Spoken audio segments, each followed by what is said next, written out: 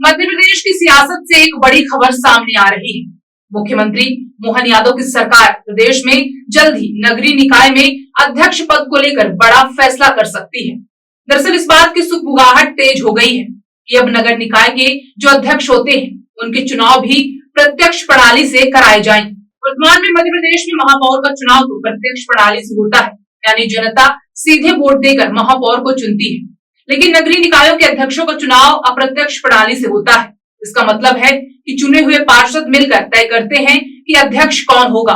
जिस दल के पास ज्यादा पार्षद होते हैं वही दल अपने नेता को अध्यक्ष चुन लेता है। यह व्यवस्था साल 2014 में तत्कालीन शिवराज सिंह चौहान सरकार ने लागू की थी।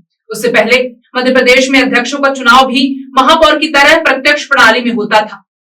2014 में शिवराज सरकार ने इस व्यवस्था को बदलकर अप्रत्यक्ष प्रणाली लागू की थी, लेकिन अब मोहन सरकार इस फैसले को पलटने की दिशा में कदम बढ़ा रही है।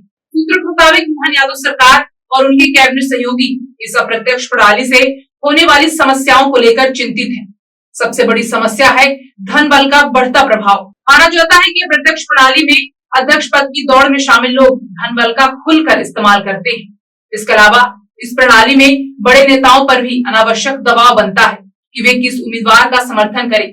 इससे सियासी तनाव और विवाद की स्थिति भी पैदा होती है। मोहन यादव सरकार अब इस प्रथा को खत्म करना चाहती है।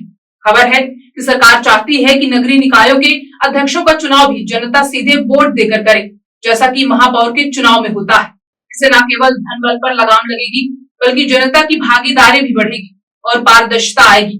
आपको बता दें कि इस मुद्दे पर पहले भी चर्चा हो चुकी है। साल 2018-20 में कमलनाथ सरकार ने 15 महीने के कार्यकाल में भी इस दिशा में काम शुरू हुआ था। कमलनाथ ने भी अध्यक्षों के चुनाव को प्रत्यक्ष प्रणाली से कराने की बात कही थी, लेकिन उनकी सरकार जाने के बाद यह मुद्दा ठंडे बस्ते में चला गया। अब मोहन सरकार के मंत्रियों ने इस मुद्दे को फिर से उठाया है। कैबिनेट में कई मंत्रियों ने मुख्यमंत्री से कहा कि अप्रत्यक्ष प्रणाली से नुकसान ज्यादा हो रहे हैं।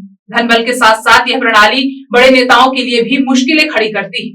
इसीलिए माना जा रहा है कि जल्द ही मध्य प्रदेश में नगरीय निकायों के अध्यक्षों के चुनाव को फिर से प्रत्यक्ष प्रणाली में कराने का फैसला लिया जा सकता है। अगर ऐसा हुआ तो यह शिवराज सरकार के 2014 के फैसले को पलटने का एक बड़ा कदम होगा। मोहन यादव सरकार का यह कदम न केवल नगरीय निकायों में पारदर्शिता लाने की दिशा में बड़ा कदम हो सकता है, बल्कि यह सियासी समीकरणों को भी प्रभावित कर सकता है।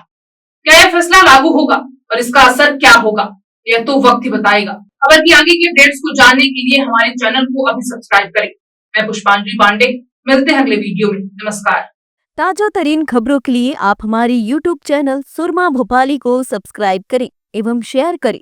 आप हमें Facebook, Instagram और X पर भी फॉलो कर सकते हैं।